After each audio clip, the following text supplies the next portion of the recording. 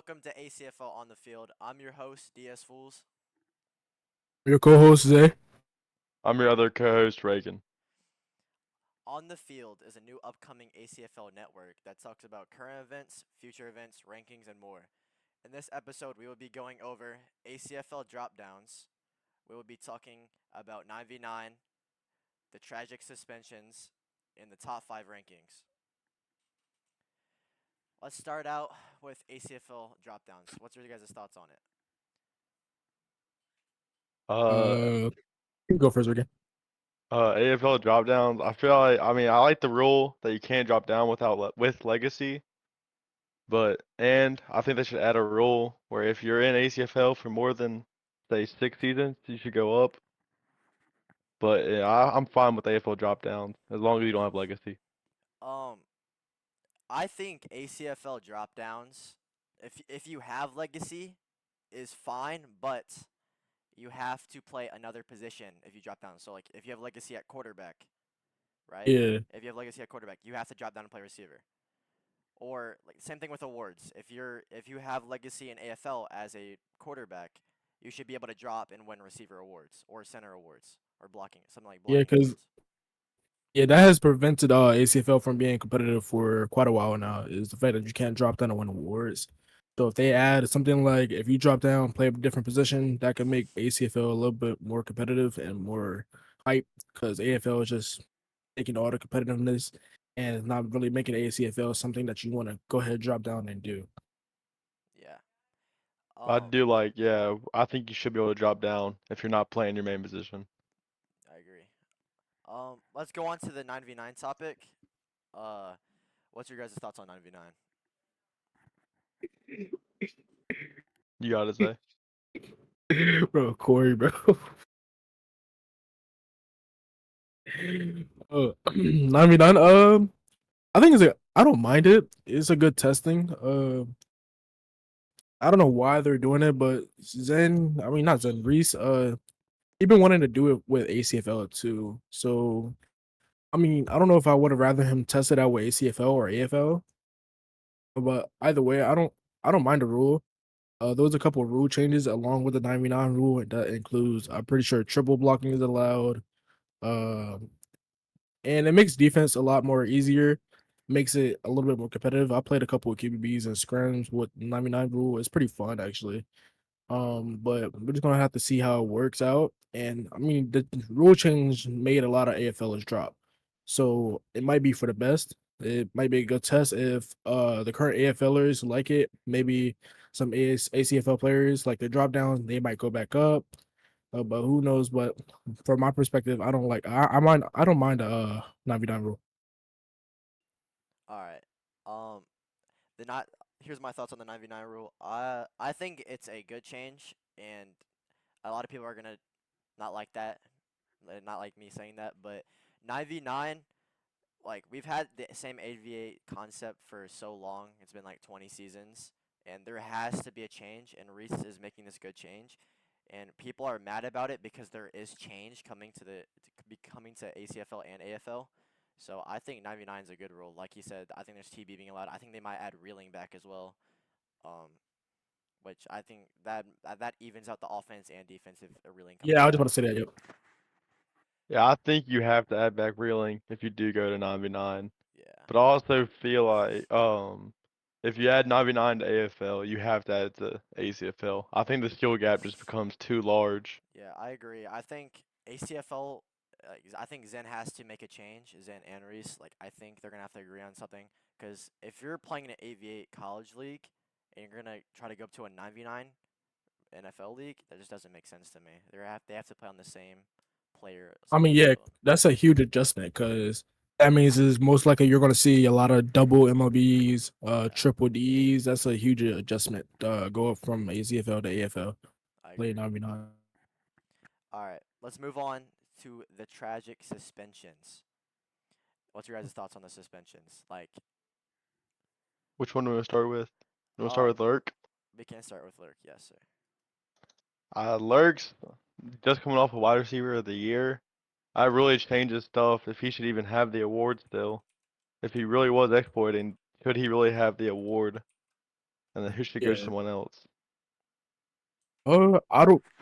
I don't. I think you should take the award from him because you don't know how long he has been exploiting for. I think he had what over 1,500 yards. Was that him? I think I don't know, Yeah. 1,400 or something like that. We don't know how long he was exploiting for, so a lot of those yards could be him exploiting. So that award could definitely go to someone else. But it may be a little too late to give the award to someone else. But I don't know. He should be punished in some way with the award.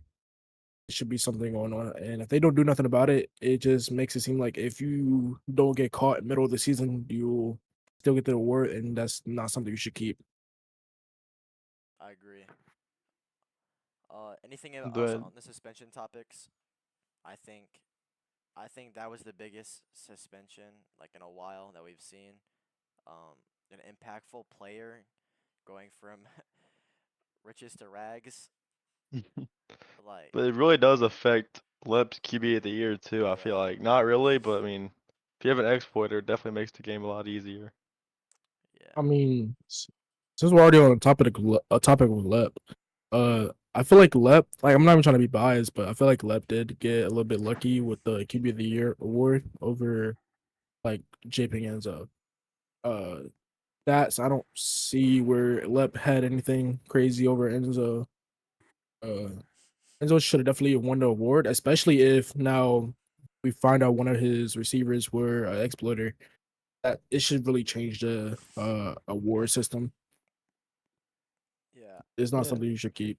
I think we're gonna go over one more thing with suspensions. My former teammate, tight end of the year, versatile player of the year, Rudolph has got banned from the league for exploits, obstruction of justice, and ulting. My bad. And I don't know if he was exploiting at the time when I was playing or not, but he was just a damn well good tight end, and but he got banned from the league, so I can't be supporting that. Also, Solo X Legacy got suspended for He keeps getting suspended. He keeps getting who suspensions, Solo dude. When's Solo he gonna Legacy. learn? Solo Yeah. Legacy. Mm-hmm. He got It's his suspended second one. for league misconduct and possession of exploits. And he had exploit, and he had possession of exploits at the beginning of season Yeah. 22. Mhm. All right, we're Oh, gonna sorry. we're gonna move on to the final segment. What you guys have been waiting for, the top 5 ranking teams. Do you guys want to go first on yours? Who he got? Who wants Uh, to go? I do it. All right.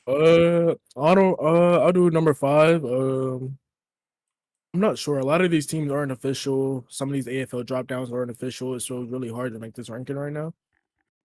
So, but if I'm going off what I've seen and what I've heard, number 5, I would go with the Oregon Pioneers. AwesomeNehad. He might be dropping, might not. But like I said, I don't know the official rosters. Number 5, I'll do Nehad just because we don't really know his roster 100% if he does drop down. Number 4, I would have the number 4. I'll do Sonola. Gravy. He was never known as one of the best QBs in the CFL, but he always seems to have some decent roster around him, just like Reagan. But it's a decent roster around him, but I feel like he'll make it work. He made it work last season. I think he finished 73, something like that. I think he has a better roster than last season, I would say. He has Pops at center, he has 495 tight end DE, he has Gux at tight end short, he has Lacken, Exoville, Kaz, and BQ. He has a decent roster, so I'll put him at the number 4 spot. You could definitely switch Nehad and Gravy. At the number 3 spot, I'll do the Long Beach Cruisers or with JP Enzo. He built an insane roster around him. After the tough second round loss to the Dallas National Championship team, it was a tough loss because it was a lot of reasons why he lost. He was missing a starter that didn't end up showing up. He had DE issues, uh, but he definitely built a great roster for this upcoming season, adding the DE duo that St. Paul had. last season with Ancient Dark and Void's Palace. But that's gonna be a great addition. He added he added another outside receiver in replacement of 34 Blackies. It's a great roster overall. Number two, I'm going to go with the Rushmore Rhinos with dsfoolz. dsfoolz dropping down. He has a great roster around him. He has Euphoria, Stuck Tolos, No Exceptions, Unreal Resonance, Saucy Head Toss, BZ, and Corey. That's just overall a great lineup, and dsfoolz is a great quarterback dropping down. So this is gonna be a really tough team. This is one of the teams to beat this upcoming ACFL season.